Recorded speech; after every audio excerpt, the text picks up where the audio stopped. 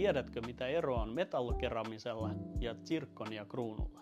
Kun puhutaan kruunuista, mainitaan usein metallokeraaminen kruunu tai kokokeraaminen eli zirkoniakruunu. Tässä lyhyesti, mitä eroa niiden välillä on. Metallokeramisessa kruunussa on metallirunko, jonka päälle on kerrostamalla poltettua keramiaa. Keramian avulla saadaan hampaan väri ja muoto vastaamaan luonnollista hammasta. Tämä kruunu vaatii yleensä paljon tilaa. Tämä tarkoittaa, että omaa hammasta joudutaan hiomaan enemmän, jotta kruunu näyttää luonnollisemmalta. Kokokeraaminen kruunu voi olla joko zirkoniaa tai muuta lasikeraamia. Näitä voidaan valmistaa kahdella eri tavalla. Monoliittisenä, jolloin työ yleensä jyrsitään yhdestä kappaleesta ja viimeistellään maalaamalla, tai kerrostamalla, jolloin työn pintaan lisätään keramiaa paremman värin ja muodon saavuttamiseksi. Kokokeraaminen kruunu on yleensä esteettisempi,